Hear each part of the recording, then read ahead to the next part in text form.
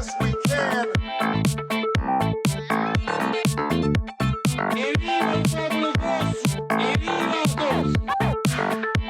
Je vous demande de vous arrêter. Je crois aux forces de l'esprit. Bonsoir et bienvenue, vous êtes au bon endroit au bon moment pendant le 20h. C'est une légende du football anglais. Steven Gerrard va entrer définitivement dans l'histoire de Liverpool en recevant les clés de la ville. L'annonce a été faite par le maire Joe Henderson qui a rendu un vibrant hommage à Steven Gerrard. Son travail pour les œuvres de charité locale a changé la vie de centaines de jeunes désavantagés de Liverpool. À Liverpool, le football est une passion, un art de vivre, mais c'est avant tout un enjeu social et politique. Dans cette ville ouvrière, le FC Liverpool est l'âme de la cité, loin du foot business. Steven Gerrard en est le symbole, l'attachement à une histoire, une ville, un club. Les titres de votre 20h. Faut-il inventer un modèle éducatif corse? Les regards du journaliste Sébastien Pisane et l'enseignant-éditeur Philippe Olivier. Dans la seconde partie, le débriefing culturel de notre débat, l'école en BD et au ciné pour aller plus loin dans notre réflexion. Tous les 3 ans, le verdict tombe. L'enquête internationale PISA de l'OCDE qui compare les performances des systèmes scolaires des 72 États membres désigne les bons et les mauvais élèves. Et la France navigue en milieu de classement avec, ces derniers temps, un net recul. Faisons de la politique fiction. Par conséquent, faut-il inventer un modèle éducatif corse? C'est le débat de 20h. Bonsoir à vous deux. Bonsoir Philippe. Sébastien Pisani, journaliste, et Philippe Olivier, enseignant et éditeur. Alors, un peu de pédagogie, si vous le voulez bien. PISA signifie Programme international pour le suivi des acquis des élèves de 15 ans. Alors, nous allons évidemment dans ce débat élargir le spectre pour ce soir. Considérez-vous aujourd'hui que le système éducatif français est en faillite? Philippe. J'en fais partie, mais en partie, oui. Sinon, je ne ferai pas des propositions pour un autre modèle éducatif, notamment en Corse, puisque vous me l'avez demandé. Il faut le croire, parce qu'il suffit de voir le rythme de réforme auquel sont soumis notamment les enseignants et leurs élèves. Je dis que là, on a du mal à fixer un modèle qui semble convenir à tout le monde. D'ailleurs, je crois avoir noté qu'en 2016, on a eu pas mal d'enseignants qui ont démissionné plus que les autres années, ce qui trahit quand même un profond malaise. Hein. Bon, après, je ne sais pas si vous voulez qu'on dise un mot sur PISA. Oui, je vous en prie. Mais bon, moi, je trouve ça intéressant, parce qu'évidemment, on peut, comme ça, comparer avec ce qui se passe aux 4 coins de la planète, et Dieu sait que le système français n'est certainement pas le meilleur au monde, ni d'ailleurs le plus mauvais, hein, vous l'avez dit, on navigue un petit peu dans le ventre mou. Après, on compare aussi des situations qui sont assez disparates, parce que qui est en tête de tableau, vous l'avez noté, c'est Singapour, un endroit qui est quand même assez particulier, tout petit État, c'est un pays avec une croissance économique exceptionnelle, une plateforme d'échange. Est-ce qu'on peut comparer un État comme Singapour avec de grandes nations comptant des millions d'habitants, avec donc des inégalités forcément au sein de la population plus importantes? C'est aussi une autre culture, une autre approche de la pédagogie. D'ailleurs, j'aime bien parce que les pays asiatiques sont en tête. Hein. Je me dis que cette approche confucéenne, philosophique, doit peut-être avoir aussi une vague répercussion. Oui, il doit plaire à Xavier Affre, notre débriefeur, n'est-ce pas dans la seconde partie, évidemment. Alors, ce débat, il y a eu l'enquête PISA qui est tombée au mois de décembre, mi-décembre. Il y a eu également un tweet, d'où la question de ce soir, un tweet de Gilles Simeone. Le tweet, il a écrit ceci, Gilles Simeone, le président de l'exécutif de Corse. Le rapport PISA confirme les lacunes du système éducatif français et ouvre des pistes dont la Corse doit s'inspirer. D'où ma question, mes chers amis, faut-il inventer un modèle éducatif corse? Et là, Philippe Olivier a fait véritablement un programme, presque un programme de ministre de l'éducation. Il est entré en politique. Allez, ça y est. Vous m'avez demandé de réfléchir sur l'avenir, faisons un rêve, comme disait le célèbre noir américain. Et si un jour la Corse devient plus qu'autonome mais indépendante, parce que pour l'instant, excusez-moi, l'éducation est nationale, donc c'est Paris et le jacobinisme qui dominent. Imaginons qu'on ait une éducation nationale corse, puisque le peuple, la nation corse. Donc première chose, et je vais en étonner plus d'un, je pense qu'effectivement, depuis que je vis ici, depuis 8 ans, le bilinguisme est très important. Je ne parle pas de la co-officialité. Il faut absolument développer, et pour les enfants les plus petits, et pour les professeurs, cette situation de diglossie. Soit apprise, pour ceux qui ne connaissent pas une des deux langues, enfin, en général, c'est le corse, puisqu'on a de plus en plus d'arrivants qui sont du continent. La bascule a même été faite. Donc il y a plus de Corses étrangers de naissance à la Corse que de Corses natifs.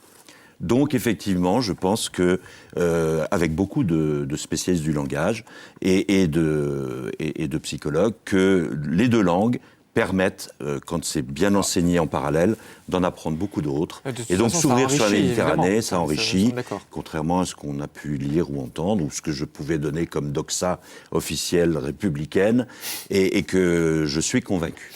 Que ce soit par immersion, que ce soit par apprentissage, ou que ce soit de naissance, évidemment. Alors moi, je veux bien faire ce rêve, mais avant que vous développiez, on va quand même partir sur une base. Vous allez dialoguer, hein, vous n'allez pas venir nous faire le tribun. Là, je sentais que le côté tribun prenait le dessus. C'est pas mon genre. Non, pas du tout. Mais en revanche, alors, je veux bien faire ce rêve avec vous, mais partons déjà du départ. C'est-à-dire qu'on a donc des responsables politiques qui seraient éminemment éclairés et qui mettraient un maximum de moyens déjà sur l'éducation. Parce que, après vous déploierez votre programme, mais déjà, c'est une question de moyens. Je parlais de Singapour tout à l'heure. Vous savez qu'un enseignant à Singapour, il est payé aussi bien qu'un ingénieur. Ah, c'est étonnant, ça. Hein. Et oui, parce que c'est une manière de considérer que, finalement, les meilleurs, les plus brillants des élèves, quelle que soit la matière, peuvent être intéressés aussi à devenir des enseignants. Bien sûr qu'il faut la vocation, mais c'est aussi une question de niveau. Je ne dis pas que nos enseignants ne sont pas au niveau, mais c'est intéressant, ça renverse complètement. En Finlande, autre pays qui a un système qu'on met souvent en avant, on considère au niveau de la représentation sociale un enseignant de manière aussi positive qu'un médecin ou un avocat. Alors ça veut dire que nos responsables politiques, d'abord ils mettent les moyens, mais nous là, tous autour de la table, est-ce qu'on est prêt à considérer un enseignant au même niveau ? Je pense notamment à ses parents, on en fait peut-être tous partie, ça existe sur le continent ici en Corse, qui vont un petit peu remettre en cause en allant dans les classes les enseignants. Si on veut faire une révolution, elle est complète. On est d'accord. Le deuxième point, c'est que les matières littéraires. Non, je permets de dérouler les phases. La deuxième partie, c'est de lier tout ce qui est patrimonial, donc le chant, la langue, les traditions, dans les matières littéraires. Bon, dans les matières scientifiques, égal MC carré, en corse ou en français, même si vous parlez en corse, ça ne change rien. En revanche, en histoire-géographie, en EMC, éducation morale et civique, en français aussi, français et corse, bien sûr, et LCC, de mettre l'appui, de mettre l'accent sur le pays. On est de ce pays. On n'a pas tendance à le faire de plus en plus, quand même, vous qui êtes dans les établissements. Moi, j'ai l'impression quand même que beaucoup d'enseignants se servent de cet environnement-là, déjà. Surtout en LCC, langue et culture corse. Un tout petit peu pour les quelques, je parle du lycée, les quelques professeurs bilingues. Hein, on voit bien comment la filière bilingue a du mal à se généraliser. Moi, je parle vraiment d'une généralisation totale. Le troisième point, je pense que depuis qu'on est Île-Montagne, mais ça, c'est la loi qui l'inscrit. La Corse, Callister, a toujours été une île-montagne. Je pense que ce point-là devrait être le point de départ, enfin, ce constat-là devrait être le point de départ de revenir à la paideia grecque. C'est ce qui m'a énormément intéressé. Oui. De revenir. Alors, vous allez bien l'expliquer de façon très pédagogique, de façon très... Alors, enseignant, je peux le dire, mon cher Philippe. Comme vous voulez. Oui, la paideia, c'est cette façon qu'avaient les Grecs d'enseigner les matières fondamentales le matin, depuis la Grèce antique, et l'après-midi, l'ouverture au monde. Ici, l'ouverture au monde, vous avez la mer, la montagne, mare monti, vous avez la campagne, vous avez le soleil, vous avez toutes les activités naturelles, donc géographie, physique, sciences SVT, préservation de la nature, l'écosystème.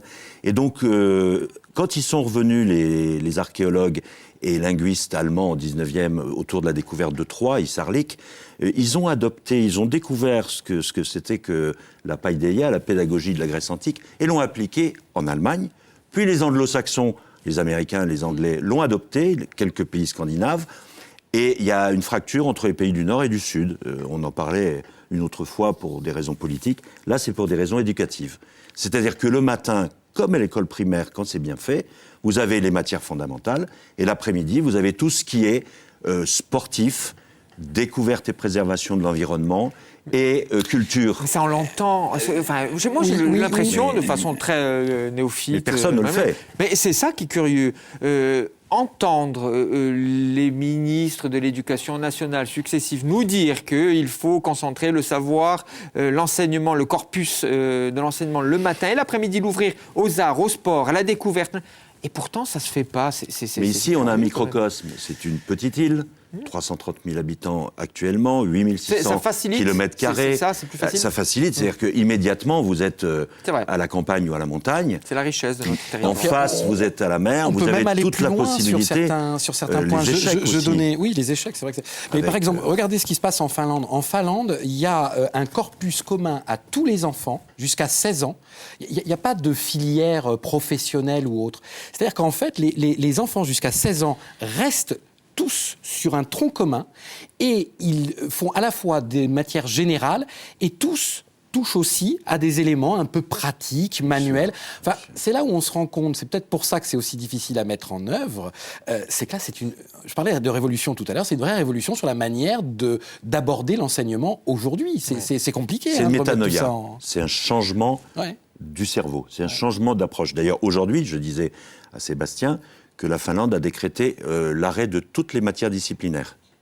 Vous imaginez un peu ? C'est pas la petite réforme de Najat Vallaud-Belkacem du collège avec 1 ou 2 heures d'interdisciplinarité. Non, il n'y a plus de matière. Est-ce que faisaient les enseignants, l'équivalent des enseignants sous la Grèce antique ? Tous les enseignements étaient mêlés, on rebondissait de l'un à l'autre. C'est assez intéressant. Avant d'arriver à ça, mon dernier point, que j'ai emprunté, vous imaginez à quel programme ?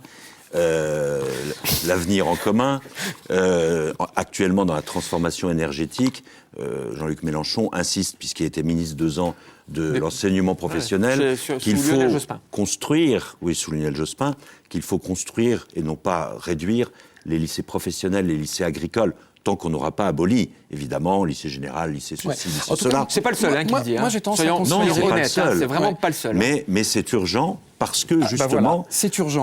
Et c'est urgent plus globalement, si vous me permettez, Philippe, parce que quand même, là, il y a d'autres chiffres qui tombent. En 6e, en Corse, il y a un taux de retard plus important que la moyenne nationale. Donc on voit qu'il y a quand même un malaise, qu'une fois le brevet en poche ou pas en poche, en fin de 3e, on a davantage de mômes ici en Corse qui s'éloignent, quittent le système scolaire. Donc il y a quand même un malaise. Quand on montre du doigt le système éducatif français en général, nous, on est peut-être même un peu plus en souffrance, ce qui ne nous empêche pas d'avoir de très bons résultats au baccalauréat par ailleurs, mais... voilà, il y a une souffrance de 80% dans certains collèges. Donc c'est pour ça que je pense qu'il serait intéressant de trouver des solutions. Mais locales. Aussi, dans l'indépendance énergétique d'une île, ce que le candidat a dit en Martinique et en Guadeloupe il y a 15 jours, et pareil ici aussi, on a la possibilité par la mer de développer les lycées maritimes et des formes de production maritime, éolienne, hydrolienne. Encore une fois, Philippe, vous citez le corpus d'un candidat, mais c'est pas le seul, clairement. Pratiquement tous, à part certains candidats de droite qui sont un peu plus étatistes d'un point de vue de l'éducation nationale, centralisateurs, pratiquement tous les candidats de gauche disent à peu près les mêmes choses sur les lycées professionnels. Il faut mettre l'argent, il faut le faire, et il faut mettre l'accent aussi là-dessus. On va envoyer votre contribution à Josepha Giacometti, qu'est-ce que vous en pensez ? Qui est en charge de la culture et aussi qui a le volet éducation. À l'Assemblée de Corse, on lui enverra, parce qu'ici, pendant le 20h, on débat, on confronte des opinions, on décrypte l'actualité, mais également on ouvre quelques pistes de réflexion pour l'opinion publique insulaire. 40 secondes pour répondre à cette question. On en a en partie répondu, évidemment, mais là, vous résumez votre pensée, vous donnez vos arguments. Faut-il inventer un système éducatif insulaire ? Oui, dans la logique d'une rêve. Autonomie ou d'une indépendance à court ou moyen terme de la Corse, si on reproduit ce système qu'on honnie par ailleurs, il y a eu des adaptations fiscales, il y a eu des adaptations législatives, maintenant financières, dans les quelques années, les diverses taxes sur l'alcool, le tabac, effectivement la récupération de la TVA. Pourquoi ne pas inventer, ce qui est le plus important, c'est l'avenir Pelavene, de la jeunesse, de notre jeunesse ici, Corse de naissance ou Corse de destin. Donc oui, il faut inventer un autre modèle éducatif corse. Et vous avez donné votre programme, qui sera disponible sur la page Facebook. Je pense qu'on pourrait le diffuser. Sébastien, c'est à vous. Oui, alors est-ce que c'est vraiment un système qu'il faut inventer? Alors, allez, I have a dream, c'est vous qui le dites, on se projette.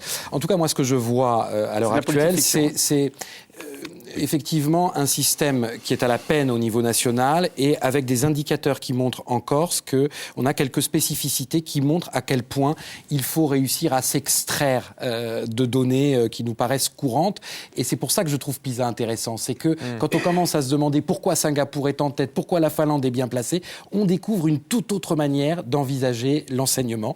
Donc, allez, oui, n'hésitez pas à faire une petite révolution, peut-être déjà à modifier quelques paramètres. Peut-être que la Corse aurait quelques compétences à acquérir en la matière, ce serait pas inintéressant, tout en respectant une égalité quand même. Ouais. Hein, c'est ça aussi dont souffre le système français. Pour nos enfants. C'est cet élitisme. Pour nos enfants, Ouais. pour l'avenir.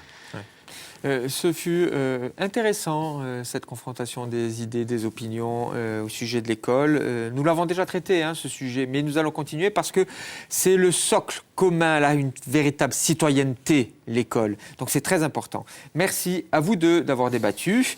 Au ciné et en BD, la représentation des enseignants est multiple, l'engagement social et politique, héros positif parfois, c'est même l'incarnation des valeurs de l'école qui est mise en lumière. C'est le débrief culture de Pendant le 20h avec l'enseignant et historien Xavier Affre et le libraire chroniqueur culturel et littéraire Marcel Petriccioli.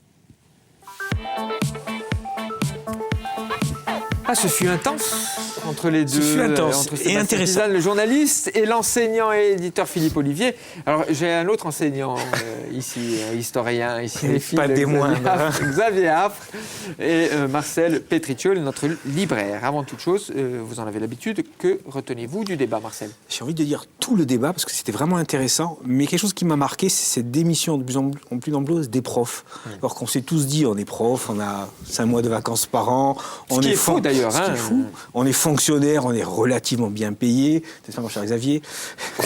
Et quand même, il y a une démission importante des profs. Voilà, ça c'est quand même assez marquant, je trouve.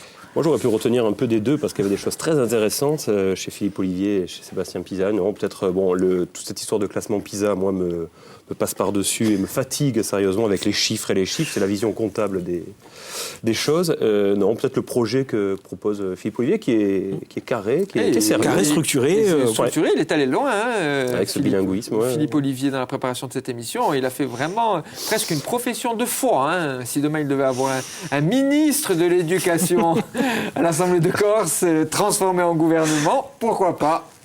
Alors, on va commencer avec vous, mon cher Marcel. Et là, c'est pile poil dans le débat que nous avons eu. LAP, un roman d'apprentissage d'Aurélia Orita aux éditions Les Impressions Nouvelles. Oui, alors là, je vous propose une immersion d'une année, vraiment dans un lieu qui sort complètement des sentiers battus de l'éducation nationale.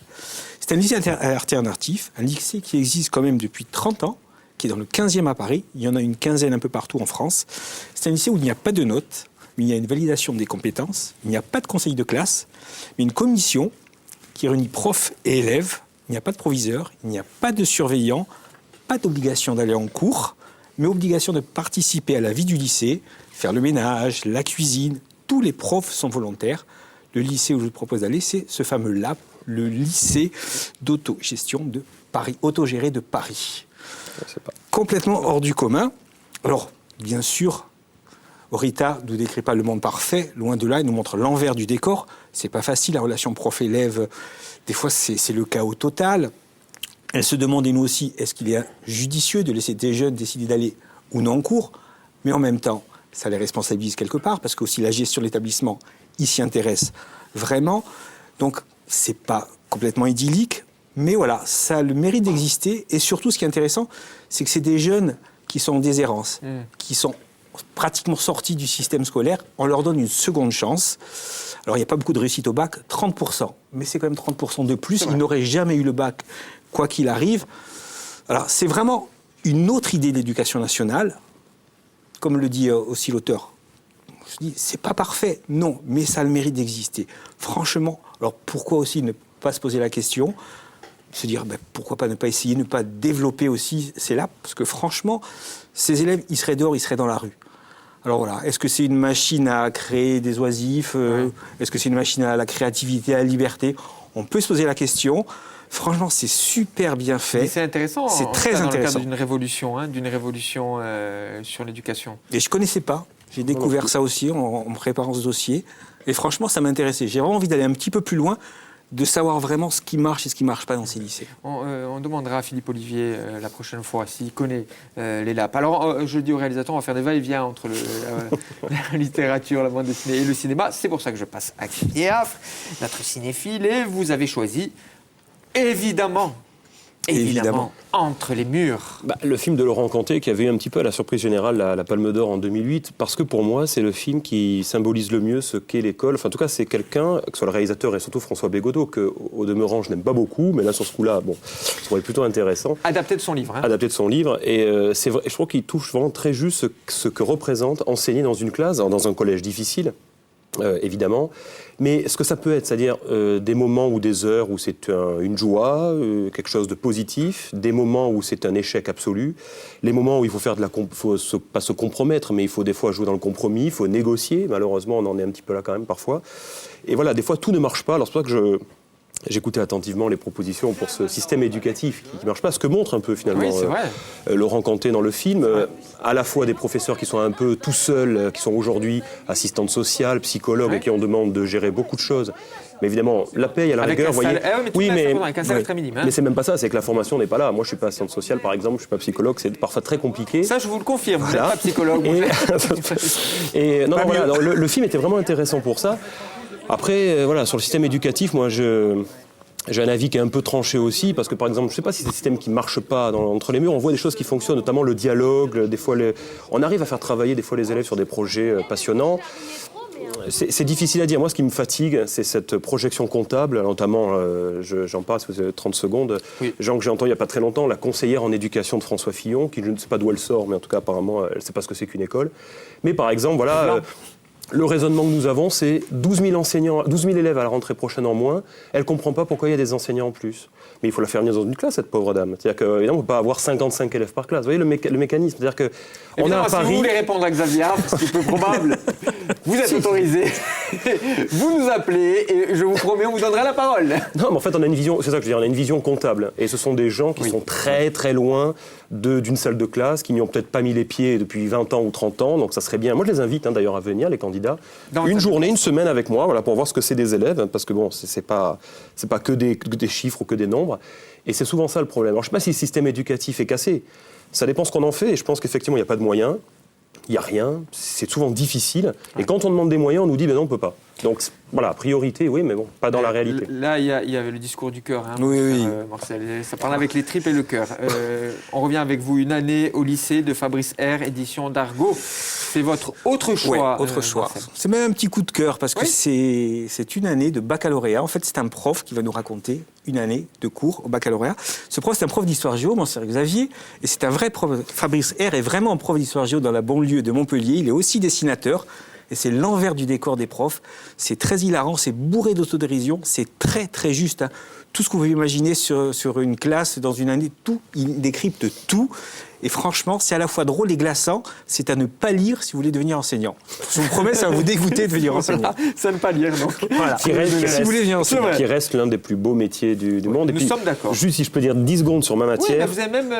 je conseille à tous les candidats, tous les candidats de la future élection présidentielle, de lire un livre dirigé par Patrick Boucheron qui s'appelle Histoire mondiale de la France, pour faire comprendre aux gens que le récit national, c'est formidable, évidemment, les grandes dalles, Jeanne d'Arc, mais qu'en fait, il n'y a pas d'histoire de France sans histoire mondiale.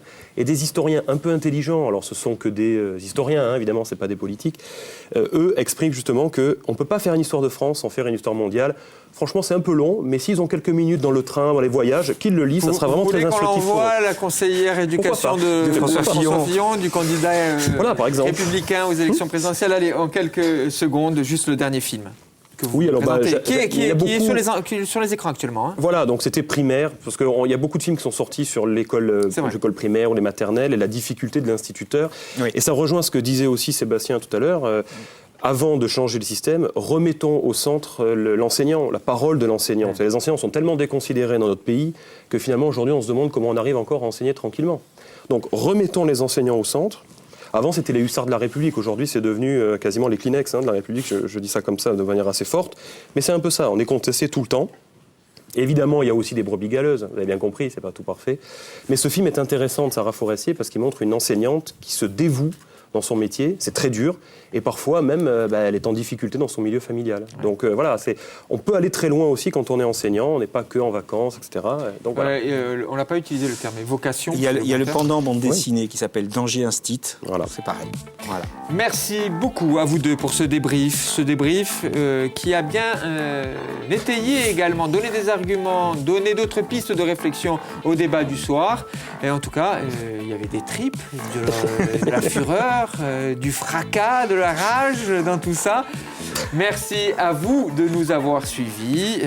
Restez sur François Corse Viasté. Là, je vous dis évidemment à très très vite.